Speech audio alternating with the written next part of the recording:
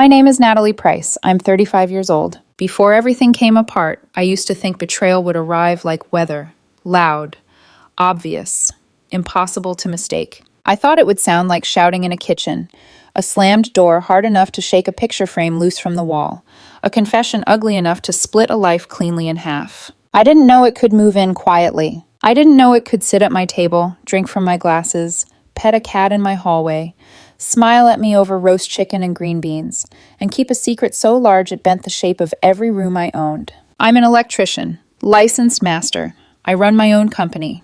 6 employees, 2 service vans, long days, early mornings, the kind of work that leaves dust in your hair, an ache in your shoulders, and a satisfaction no one can fake. I built my business the same way I built everything else in my life. Slowly, carefully, one hard choice at a time. I grew up with very little, and that does something permanent to a person. It teaches you to notice what can disappear. Heat, food, stability, kindness. It teaches you not to waste money, not to trust luck, and not to expect anyone to rescue you when things go bad. So I became the woman who rescued herself. At 27, I bought a duplex on Winslow Street. Nothing fancy. Brick outside, narrow porch, good bones. 1 unit upstairs, 1 below. I lived in the upper unit and rented the lower one for years. That building was the first thing in my life that felt fully mine. Not borrowed, not temporary, mine. Then I met Grant. Grant Mercer had a way of looking at people that made them feel chosen. It was part of what made him good at first impressions. Easy smile, warm voice, a kind of effortless charm that got him through rooms he had not earned his way into. When we met, I mistook that for steadiness. We were together 7 years, lived together for 4. He worked in sales, the kind of work with changing titles and shifting companies and just enough momentum to always sound more successful than it was. I was the solid one, the schedule, the bills, the paperwork, the plan. He was the one who said things like, "You worry too much," while I was the reason the lights stayed on. And I loved him anyway. That is the humiliating part. People do not talk about enough.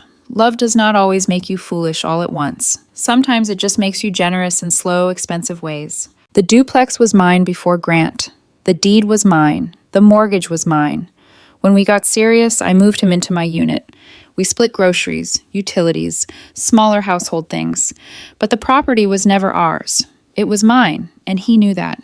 2 years ago, when his mother, Faye, lost her apartment after the building was sold, Grant asked if she could stay in the lower unit for a little while. A little while became 2 years. No lease, no rent, no deadlines, just me saying yes because I loved him and because I still believed generosity, when given enough room, turned into loyalty. Faye moved in with 2 large suitcases, several framed photos, and a gray cat named General, who stared at me like he had already decided I was the least interesting person in the building. Within a month, the lower unit looked like she had lived there for a decade. Floral curtains, lamps I helped carry up the stairs, a little brass tray by the entryway, candles, throw pillows, the sort of domestic takeover that arrives under the disguise of gratitude. Within 2 months, she was upstairs 3 nights a week for dinner. Within 3, she had a key to my unit. "It's just easier," Grant said when I asked why. "Easier for who?" I should have said. I didn't. That was my mistake, over and over.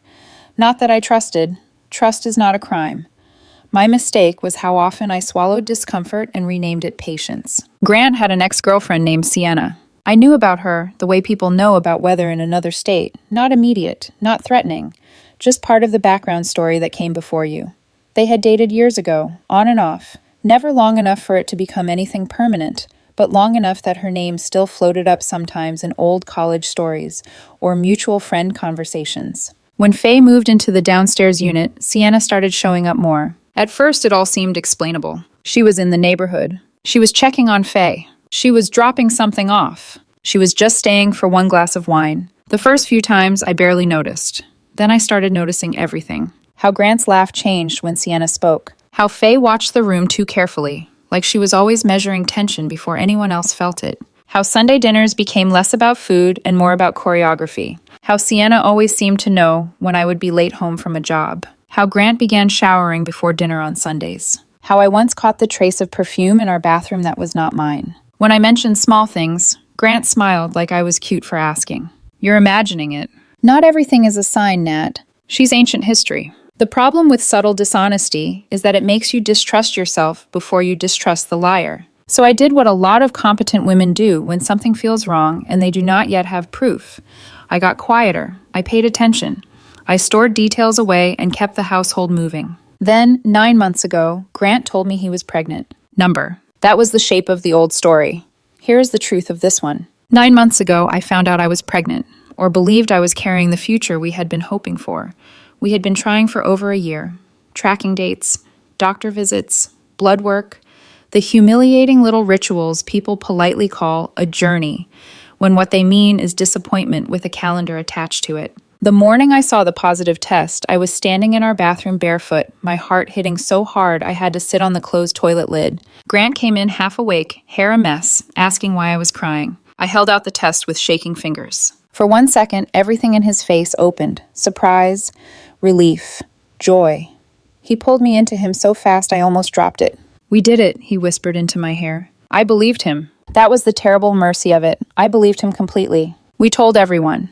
My mother in New Mexico, my foreman, Holt, Faye, who cried and covered her mouth with both hands and said this was the happiest day of her life. She started talking about bassinets and blankets before I was even out of the first trimester. Sienna congratulated us too. That should have been strange. It wasn't. Not then.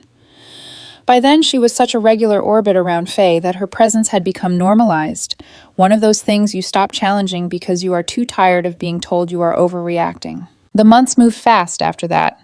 Appointments, vitamins, nursery plans, the slow rearranging of a life to make room for someone new. I went to work until I couldn't, kept one hand on my belly while reviewing estimates, folded tiny clothes at the kitchen table, let myself imagine a crib against the bedroom wall and a child who would call me Mom. There was one appointment Grant missed, an important one. He said work wouldn't let him out. Faye went with me instead. I remember the fluorescent light in the office, the paper on the exam table crackling under me. Faye sitting too straight in the chair beside the wall, hands folded, eyes sharper than her soft voice ever suggested. At one point, while the technician stepped out, she asked a strange question. Not about nursery furniture, not about my blood pressure, not even about whether I was feeling tired. She asked how early paternity could be confirmed in pregnancy. I turned and looked at her, actually laughed once because the question felt so bizarre in that room. Why would that matter? I said. She smiled too quickly. Oh, I saw something online, these new tests. Science is amazing now. The technician came back before I could think much more about it. The moment passed. Or I let it pass. That is another thing betrayal depends on. Not just lies. Normalcy. Enough ordinary minutes wrapped around something rotten that when the rot brushes your arm, you tell yourself it was probably nothing. Our son was born 6 weeks ago. I was in the room. I held Grant's hand so tightly, he later joked I nearly broke his fingers. When the baby cried, the sound went through me like light breaking open a locked place.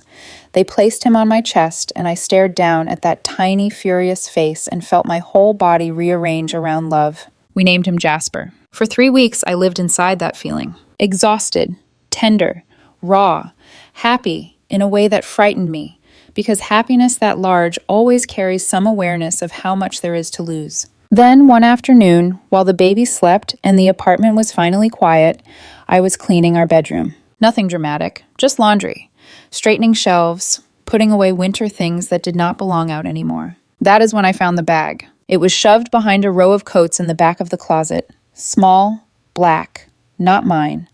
The kind of cheap zippered pouch people use for cords or cosmetics or medication. Inside it was a phone. Not Grant's regular phone, a second one, prepaid, disposable looking, the kind bought with cash and meant to exist outside the visible parts of a life. I remember holding it and feeling the air in the room change. Not because I knew everything, because suddenly I knew enough. The phone turned on without a passcode. My thumb was steady when I opened the messages. That is the part that still unnerves me most. I did not tremble. I did not cry. It was like some cold, older version of me had stepped forward and taken control while the rest of me lagged behind. The messages were between Grant and Sienna. Weeks, then months, then longer. I kept scrolling. There are things the body should be allowed to reject on sight. That should trigger nausea or rage or at least disbelief strong enough to make you stop reading. But I read every word like a woman studying blueprints after smoke starts coming through the walls. It was all there. The timeline, the coordination, the afternoons downstairs in Faye's unit, the lies about errands, the mockery hidden inside ordinary scheduling, references to me being out on jobs, jokes about how predictable my hours were, messages that made it clear this was not one bad decision or one drunken mistake, but a second relationship living under the floorboards of my home. Then I found the line that turned the whole thing from infidelity into something darker. A message from Sienna. If the baby is yours, we deal with it later. If it's hers, we end this, and she never has to know. My vision blurred for a second, then sharpened again. Another message. Your mom asked about testing. She said not to panic yet. And another. No one has to tell Natalie anything until we know for sure. I sat down on the edge of the bed because my knees stopped trusting me. The apartment was quiet. Baby monitor humming softly on the dresser, a truck passing outside, water moving in the pipe somewhere behind the wall, the normal sounds of a normal afternoon in a building I paid for, in a life I thought I understood. Downstairs, Faye was probably sitting in her floral chair with General in her lap. Somewhere in the city, Sienna was moving through the day with my boyfriend's secrets folded neatly into hers. And in the next room, a baby I had loved from the first second of his life was sleeping, while the truth stood in my bedroom holding a knife to every memory I had made in the last year. I did not scream. I did not wake Grant with accusations. I did not run downstairs and pound on Faye's door. I put the phone back in the bag. Then I took it out again. No, not back. Not anymore. I slipped it into my own tote bag, picked up my keys, and stood there in the middle of the bedroom with the strange calm of someone who has just watched her house catch fire and has decided, with terrifying clarity, to first confirm exactly how much has burned. Before anyone got a chance to explain, before anyone got a chance to soften it, before anyone got a chance to tell me I had misunderstood, I was going to verify the one truth none of them had been brave enough to give me. The courier arrived at 9:14 a.m. I wasn't there to see it happen, but I watched it later on the Ring camera footage like someone reviewing security tape after a break-in. The same quiet street, the same front steps, the same door I had opened 1,000 times without thinking. 2 envelopes. One for Unit A, one for Unit B, delivered within seconds of each other. There was something precise about that. Balanced. Intentional. No one got a warning the other didn't. No one had time to prepare a version of the truth that might soften the blow. At 9:22, my phone rang. Grant, I answered. What is this? He said. No greeting, no build-up. His voice was already breaking. Natalie, what is this? I stood behind my workbench at the shop, a panel open in front of me, wires exposed, tools laid out in exact order. My hands were steady. It's a 30-day notice to vacate, I said, and divorce paperwork is being filed. Silence. Then louder, sharper, you can't do this. This is our home. No, I said. It's my property. You've been living in it. That arrangement is over. His breathing hitched. I could hear movement on his end. Footsteps, maybe pacing, maybe turning in circles like people do when the ground disappears under them. Why? He said. What happened? Just talk to me, please. I leaned one hand against the workbench and stared at the wiring diagram taped to the wall in front of me. Check the closet, I said. Behind the winter coats. Small black bag. 8 seconds. I counted them. Then his voice came back, thinner. Natalie, 47 messages, I said. 14 months. You and Sienna. Your mother knew. She helped. His breath left him in a sound that wasn't quite a word. I kept going. Message where you discussed the baby. Where you decided to wait and see whose it was. Where you planned to tell me it was mine and fix it later if it wasn't. Natalie, listen. No, I said. You listened for 14 months. You listened while I planned a future you knew might not exist. You listened while I trusted you. Now you get to hear me. He was crying now. I could hear it, that uneven inhale people can't control once it starts. It wasn't like that, he said. It got out of control. We didn't mean... I don't care what you meant, I said, and my voice didn't rise. That was the part that seemed to confuse him the most. I care what you did. Another silence. Then, quieter, almost desperate. Let me explain. There's nothing to explain, I said. 30 days. The clock started when you opened that envelope. I ended the call. 4 minutes later, Faye called. I answered that one too. Natalie, she said, her voice already pitched into something softer, almost pleading. Sweetheart, we need to talk about this. I closed my eyes for half a second at that word. Sweetheart, you're upset, she continued. You have every right to be upset, but this is too much. Evicting me? I'm 63 years old. Where am I supposed to go? I let her finish. Then I said, you knew. Silence. I don't know what you think you're talking about. You knew, I repeated. You let them use your apartment. You asked about paternity testing. You told them no one had to tell me. Her breath caught, just barely. I was trying to protect my son, she said. No, I said. You were protecting your living situation. That's not fair. If you cared about him, I said, you would have told him to stop. If you cared about me, you would have told me the truth. Instead, you sat at my table, ate my food, used my washer and dryer, lived rent-free in my building, and helped him lie to me. Her voice hardened slightly. Families are complicated, Natalie. No, I said, lying is simple. Another pause. Then, quieter, almost coaxing. We can fix this. You don't have to blow everything up. I looked down at my hands, at the faint lines of old cuts and healed burns from years of work. It's already blown up, I said. I'm just cleaning the site. She didn't have an answer for that. 30 days, I said. Go through Rowan if you need anything. I hung up. I blocked her number. Sienna was last. I didn't have her number saved, but it was in the phone. I stared at it for a long moment before dialing. She answered on the third ring. Hello? Her voice was exactly how I remembered it. Light, controlled, always just a little too careful. This is Natalie, I said. Silence. Then, I figured you might call. Of course she did. I read everything, I said. The messages, the timeline, the plan. A small exhale on her end. I never wanted to hurt you, she said. It was almost impressive how quickly people reach for that sentence. You didn't mind it, I said. That's not fair. No, I said again, calm, steady. What's not fair is building a second relationship inside my life and calling it complicated. She didn't argue that. Instead, she said, what are you going to do? I already did it, I said. They're both out in 30 days. And Grant? Not my problem anymore. Another pause. And the baby? She asked. There it was, the center of everything. I turned slightly, pressing my shoulder against the wall of the shop, grounding myself in something solid. The baby deserves the truth, I said. That's all that matters now. Her voice softened. He's innocent in this. I know, I said. That was the only part of this that still felt sharp enough to cut through everything else. We ended the call without saying goodbye. By evening, the story had started to spread. Grant had called his friends. Faye had called hers.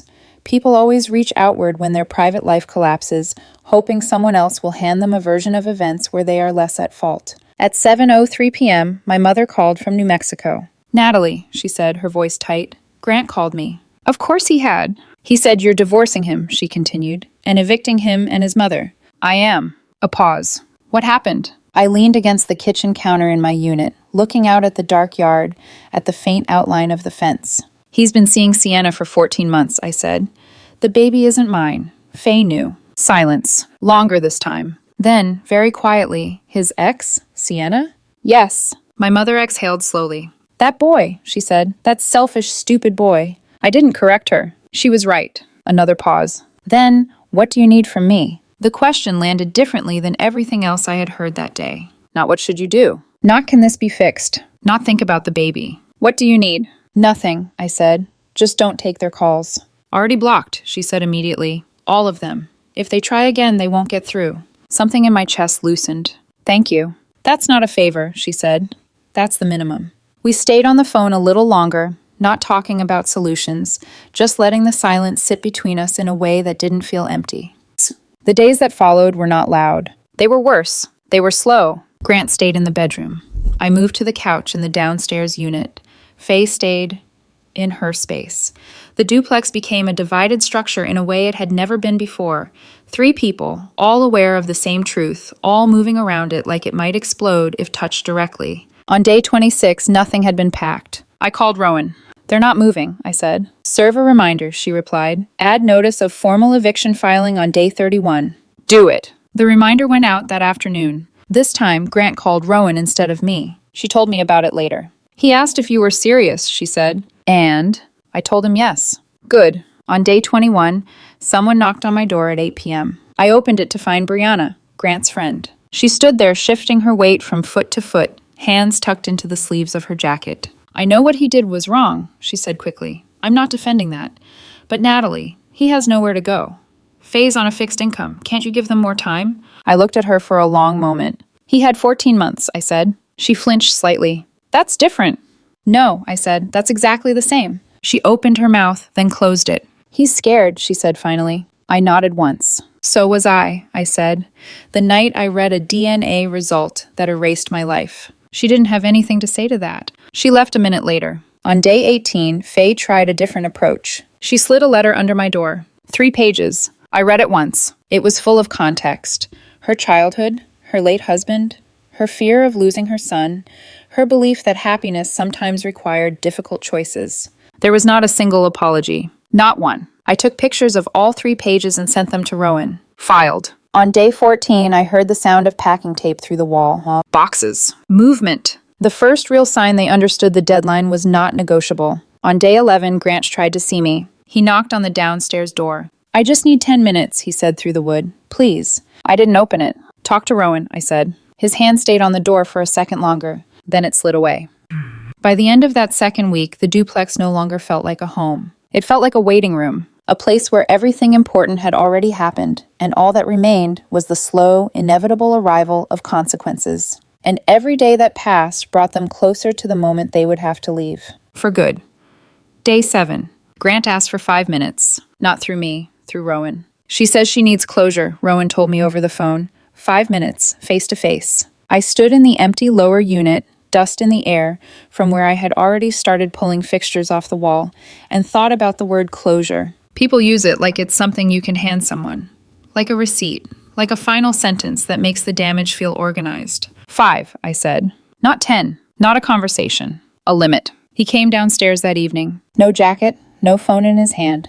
Just him, standing in the doorway like he wasn't sure if he still had the right to cross it. You can come in, I said. He stepped inside slowly. The unit looked different already.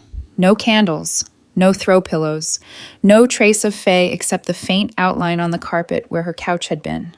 I hadn't turned the overhead lights on, just the one lamp in the corner. It cast long shadows across the floor, leaving parts of the room dim, unfinished. Appropriate. He sat on the edge of the couch. I stayed standing by the door, same positions as before, always ready to leave. He ran a hand through his hair, then looked up at me. I know I can't fix this, he said. Good. At least we were starting somewhere real. I know what I did, he continued. I know it was wrong. I need you to understand that I did love you. That part was real. I watched his face as he said it. He believed it. That was the part that almost made it worse. You love me, I said slowly. And you built a second relationship inside my life for 14 months. He flinched. That's not... You loved me, I continued, and you planned to let me raise a child you knew might not be mine. His eyes dropped to the floor. You loved me, I said, softer now. Not kinder, just quieter. And you let your mother help you hide it. He swallowed hard.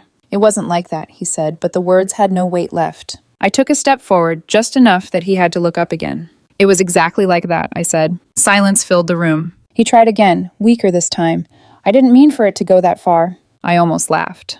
That's the problem, I said. You didn't mean anything. You just kept going. That landed. He leaned forward, elbows on his knees, hands clasped together like he was trying to hold himself in place. What about Jasper? He asked. There it was. The one question that still had the power to reach somewhere unguarded. I felt it. Didn't show it. Jasper deserves the truth, I said. That's all that matters now. He's a baby, Grant said. He doesn't know anything. He will, I said. He looked at me then, really looked, like he was searching for something left. Do you want to see him? He asked. That question did not break me. It pressed on something already cracked. I held him first, I said. I named him. I believed he was mine. My voice didn't shake. I don't know what that makes me now. Grant opened his mouth, closed it again. There was nothing he could offer me that wasn't already contaminated. I checked the time on my phone. Your 5 minutes are up. He stared at me for a second longer, like he might argue. He didn't. He stood, walked past me, paused at the door like he wanted to say something else, then left. The door closed behind him with a soft click. That was it. No shouting. No final scene. Just an ending that had already happened, finally acknowledged out loud. Day 3. Moving trucks. 2 of them. 1 for each unit. I watched from the upstairs window as men carried out boxes, furniture, bags, pieces of a life that had existed inside my property like it belonged there. Faye supervised hers, like she was still in control of something. Grant moved slower, avoided looking up, Sienna never showed up. That told me everything I needed to know about how much of this she was willing to carry in the daylight. At one point, one of the movers knocked on my door. "Where do you want this?" he asked, holding up a small scratching post. "General's." I looked at it for a second. "Curb," I said. He nodded and took it outside. By noon, the upstairs unit was empty. By 4, the downstairs. Keys were handed to Rowan's office. At 4:47 p.m., my phone buzzed. "Both units are clear," Rowan said. "Keys received." I leaned against the wall in the hallway, looking at the space where the crib had been. "Where did they go?" I asked. "One-bedroom apartment across town," she said. "They're splitting rent." Of course they were. And Sienna? No record of her on the lease. Of course not. Some people only stay for the parts of a story that don't cost them anything. I thanked Rowan and hung up. That evening, I walked through both units, slowly, not checking for damage, just looking. The upstairs bedroom felt smaller without the crib. There was a faint mark on the wall where it had pressed against the paint, a small scuff.